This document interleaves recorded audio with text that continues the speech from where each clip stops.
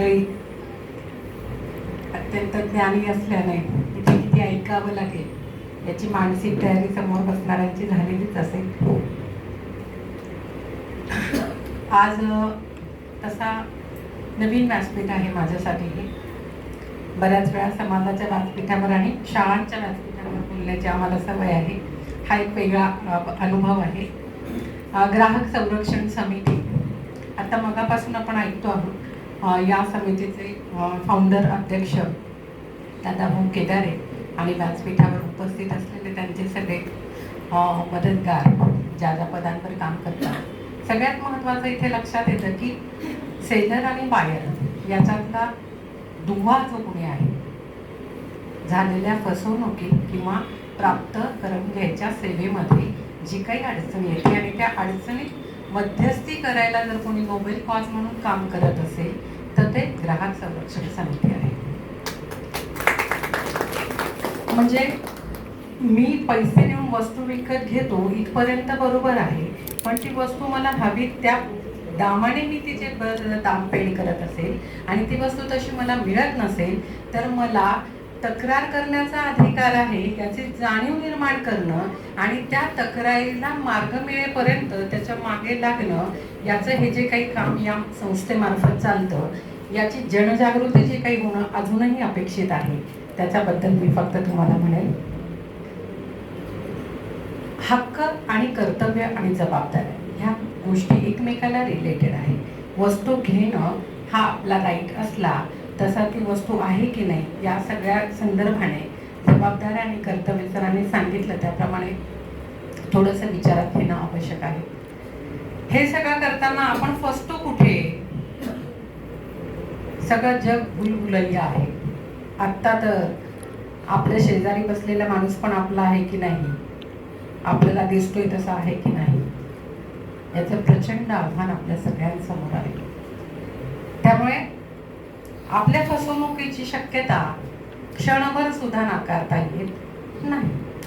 मग अशा मोडवर जर आपण जगत असो आणि आनंददायी जगायचं असेल तर या मोडमध्ये किती ॲक्टिव्ह राहिलं पाहिजे, किती लक्ष देऊन आपण असलं पाहिजे, अलर्ट मोडमध्ये राहिलं पाहिजे, हे सगळं आपल्याला इथे शिकायला मिळतं. आणि म्हणून यासारख्या संस्था जे काही काम करतात त्या अत्यंत महत्त्वाचं काम करतात असंच मी म्हणेल. मग अशी फसवणूक आणखी कुठे होते तुमची? वेगवेगळ्या वेबसाईट्सवर, वेगवेगळ्या तुमच्या प्रॉडक्टच्या लिंकवर, जिथे तुम्ही बघतात स्वस्त आहे, मस्त आहे आणि तुम्ही फसतात. स्वस्त आणि मस्त आणि फसणं हे कॉम्बिनेशन असावं असं मला वाटतं. आणि त्यामुळे थोडासा विचार करायची क्षणभर आपल्याकडे उसंत ठेवावी आणि मग आपण त्या वस्तूचा विचार करावा, हेही आवश्यक आहे. सेवा या सगळ्या प्रकारच्या असतात, त्यामुळे तिथे काय काय आहे काय काय नाही यासाठी तज्ज्ञ, विशेष म्हणजे मला उल्लेख करावा वाटतो की या संस्थेत काम करणारी जी मंडळी आहे ती जास्तीत जास्त एकतर ॲडव्होकेट आहे आणि जास्तीत जास्त एकतर CA आहे. हे दोन्ही असे तज्ज्ञ म्हणजेच तज्ज्ञ, अगदीच तज्ज्ञ असं म्हणता येईल त्यांना. अशी काहीशी मंडळी इथे जेव्हा काम करते आहे तेव्हा तुम्ही फसू शकत नाही हा विश्वास तुम्ही सर्वसामान्यांना दिला पाहिजे. आणि तो विश्वास तुम्ही देऊ शकलात तर तुमची संस्था खूप पुढे जाईल. आणि या सगळ्यासाठी आमच्यासारखे मध्यस्थी काम करणारे शिक्षण क्षेत्राचे लोक असतात, विद्यार्थ्यांच्या माध्यमातून आम्ही ह्या सगळ्या गोष्टी तुम्हाला ज्या म्हणायच्या आहेत तुमच्या व्यासपीठावरून त्या आम्ही आमच्या मुलांपर्यंत पोहोचायला नक्की मदत करू. त्यासाठी जे जे सहकार्य करता येईल ते आम्ही तुम्हाला करू. माझ्यासाठी मला मी विचारलं होतं, अक्षय जे आहेत जिल्हाध्यक्ष अक्षय कुठावदे आर्किटेक्ट, त्यांनी मला सांगितलं होतं, मी म्हटलं होतं की काही अपेक्षा आहे का तुम्ही बोलावं असं. ते म्हणाले मुलांचा गुणगौरव आहे त्यामुळे तुम्ही तुमच्या पद्धतीने घेतला तर विचारेल. त्यामुळे खरा अभ्यास नसलेल्या गोष्टीवर फार काही बोलत बसण्यात अर्थ नाही. ग्राहक संरक्षण हे तुमचा पिंड आहे, तुम्ही त्यावर काम करावं. आमचा पिंड मुलं आणि शिक्षण आहे, आम्ही त्याच्यावर काम करावं. हो की नाही? म्हणजे वाटाघाटी केल्यावर काम सोपं होतं असं मला वाटतं. तर मुलांच्या संदर्भात सगळी मुलं आली आहेत, त्यांना तसं बोर झालं असेल की एक सर्टिफिकेट घ्यायला किती बोर करणार आहे ते आम्हाला, हो की नाही? असं काहीसं मुलांच्या मनात येऊ शकतं. ती त्यांची धारणा आहे, कारण त्यांचा वयोगट आहे, आपण त्याला फार हे नाही करायचं. पण मुलांच्यासाठी तुम्हाला आज जे इथे खास पाचारण केलेलं आहे तुमचा गुणगौरव करण्यासाठी 10वी मुलं आहेत हात वरती करा. Okay, very good. खरं तुम्हीच उद्याचे, थँक्यू, तुम्हीच उद्याचे नागरिक आहात. त्यामुळे ह्या सगळ्या गोष्टी आमच्या अनुभवातून आम्ही शिकतो आहोत, आम्ही सांभाळतो आहोत, आमचं आयुष्य छान उभं करतो आहोत. खऱ्या अर्थाने जगायचं तुम्हाला आहे, इथून पुढे प्रवेश तुम्हाला करायचा आहे, इथून पुढचं आयुष्य तुम्हाला तुमचं घडवायचंय. आणि म्हणून इथून काय काय गोष्टी तुम्हाला शिकता येतील या जगताना, हे तुमचं खरं स्किल आहे. आणि ह्या सध्याच्या युगात म्हणजे कधी कधी आनंद होतो, म्हणजे ते मीम्स वगैरे वाचणं किंवा व्हॉट्सअपवर वाचणं की आमचा काळ असा. तशी मी फार जुन्या काळातली नाहीये, दिसत असेल तुम्हाला, तरी पण आमचा काळ असा म्हणताना खरंच तो सुखावह होता. इथे बसणाऱ्या प्रत्येकाला त्यांचा काळ माहिती आहे. त्या काळाचे संदर्भ का विचारात घ्यावे लागतात, कारण त्या त्या काळाची एक ओळख असते आणि त्या संदर्भात त्याचा अभ्यास केला जातो. आणि म्हणून मला असं वाटतं की आमच्या काळात किमान शांतता, किमान जगण्याचे आयाम, किमान ठरवण्याच्या पद्धती, या सगळ्यासाठी आम्हाला पुरेसा वेळ होता. आता इतकं डायव्हर्जन, डिस्ट्रॅक्शन आम्हाला खऱ्या अर्थाने नव्हतं. त्यामुळे कदाचित आम्ही जे ठरवलं ते आम्हाला करता आलं. आता मात्र मुलांनी ठरवायचं काय आणि करायचं काय याच्यामध्येच इतक्या अडचणी आहेत की मुलांना त्यांचं डिसिजन घेणं कठीण आहे. तरी पण तुम्ही इथे बसलेले सगळी मुलं काही ना काही इतरांपेक्षा वेगळं केलं म्हणून तुम्ही आता इथे फेलिसिटेशनसाठी आलेले आहात. तुमच्या सगळ्यांचा इथे सत्कार होणार आहे. तरीही मला तुम्हाला काही गोष्टी सांगायच्या आहेत. मान्यवरांना नक्कीच वाटेल की आम्ही तुमच्यासाठी पण काही बोललं पाहिजे, म्हणून मी थोडंसं बोलणार आहे तुमच्यासाठी आणखी 2-3 मिनिटं. एक छोटंसं, एके दिवशी मी ऑफिसहून आले आणि जरा बसले पेपर वाचत. संध्याकाळी बऱ्याचदा वेळ मिळतो, कारण सकाळी 8:30ला निघायचं म्हटलं पेपर वाचून निघेपर्यंत काही वेळ होत नाही. संध्याकाळी मी पेपर वाचत होते आणि बातमी बघितली, तिवरे धरण जे काही आहे ते खेकड्यांनी फोडलं. खेकडे आणि धरण फोडणं ही गोष्ट तशी मनाला पटण्यासारखी नाही. आणि म्हणून मी क्युरिओसिटीने बराबर वाचून काढलं आणि विचार करत झोपून गेले. झोपेत माझ्या डोक्यात अचानक मला स्वप्न पडायला सुरुवात झाली आणि मी अशी पळते आहे. माझ्या मागे खूप सारे खेकडे लागले, असंख्य खेकडे माझ्या मागे पळतायत. मी ओरडते, जीवाच्या आकांताने पुढे पळते आहे. आजूबाजूला माझे मित्र, नातेवाईक, आप्तेष्ट कितीतरी जण दिसतायत. मी त्यांना ओरडते की माझ्या मागे खेकडे लागले, पण ते थांबायला कुणाला माझा आवाजही जाईना. आणि एक क्षण असा आला की सगळे खेकडे माझ्यावर अटॅक करणार आणि मी जागी झाले. मग माझ्या लक्षात आलं की मी माझ्या बेडवर सुरक्षित आहे, कुठलाही खेकडा माझ्या बाजूला नाही. इथे मात्र आम्हाला विचार असा करतोय की रात्री झोपण्यापूर्वी आम्ही ज्या गोष्टीवर चिंतन करतो, ज्या गोष्टीवर मनन करतो, जी गोष्ट वाचतो, जी गोष्ट बघतो, जी गोष्ट ठरवतो, त्या सगळ्या गोष्टीचे परिणाम आमच्या मनावर होत असतात आणि आमच्या कॉन्शियस सबकॉन्शियस माइंडमध्ये ते फिरत असतं. आणि म्हणून रात्री झोपण्यापूर्वी आम्ही मोबाईल किती आधी बाजूला ठेवावा हे आम्हाला शिकता आलं पाहिजे. नाहीतर to be continued, next episode, Netflix असं बघता रात्रीचे 11, 12, 1 आणि 2 कधी होतात हे आम्हालाही कळत नाही. आणि म्हणून मुलांना नेटफ्लिक्स है ना, छान त्या वेब सिरीज ज्या एकदम वेगळ्या आहे, युनिक आहे. आणि मी एका दमात वेब सिरीज संपवल्या 15 तासात. असं जे काही तुमचं जगण्याचं काही गोष्टी सुरू असतील तर तुम्हाला त्याला वेळीच आवर घालता आला पाहिजे. अजून तुम्हाला काही गोष्टी आहे की अनेकदा असं होतं की आपल्या भोवताली तुला ते शक्यच नाही अशा म्हणणाऱ्यांची जत्री खूप असते. किंवा तू कशाला करते, तू कशाला मध्ये पडते, त्या तुला काय जमणार आहे का, ते त्याला काही, तो वेगळा आहे, तो असा आहे, तो तसा आहे, असं बोलणारे आपल्या भोवती खूप असतात. अशा बोलणाऱ्यांकडे दुर्लक्ष करून तुम्हाला काय करायचं आहे हे ठरवता आलं पाहिजे. डॉक्टर, इंजिनियर या 2च फील्ड जगात जिवंत आहे असा कुणाचा भ्रम असेल तर तो बाजूला करा. आणि प्रत्येक फील्डमध्ये किती सारे ऑप्शन्स आहेत, किती साऱ्या ऑपॉर्च्युनिटीज आहेत, त्या सगळ्या तुम्हाला बघता आल्या पाहिजे, डोळसपणे त्याचा अभ्यास करता आला पाहिजे. आणि मग मला नेमकं काय करायचं हे तुम्हाला ठरवता आल्या पाहिजे. म्हणजे असं एक छोटंसं अजून उदाहरण की 2 मुलं असतात, दोघी सख्खे भाऊ असतात, एक 6 वर्षाचा एक 9 वर्षाचा. दोघं फिरत चाललेले असतात. शेतातून चालताना बिना कठड्याची विहीर, मोठा भाऊ पुढे असतो नेहमीप्रमाणे लीडर असल्यासारखा, कारण तो मोठा आहे. पटकन तो पुढे चालत असतो, तो बिना कठड्याच्या विहीरमध्ये पडतो आणि लहाना बघतो, अरे आपला भाऊ पडला, आता काय करायचं. लहान असला तर त्याचा कळतंय, ती विहीर आहे हे कळतंय, तो पडला हे कळतंय. तो इकडे तिकडे बघतो, कोणी दिसत नाही. त्याला वाटतं आता याला वाचून कसं, ओरडला तरी माझा आवाज जाण्यासारखंही कोणी नाही अंतरावर. त्याला बाजूला एक बकेट दिसते, तुला दोर बांधलेला दिसते ज्याच्याने पाणी शेणलं जातं. तो पटकन त्या बकेट खाली टाकून त्याला ओरडून सांगतो, त्याला ऐकू जाईल की नाही हा विचार न करता, की ही बकेट सोडली, हिला पकडून ये.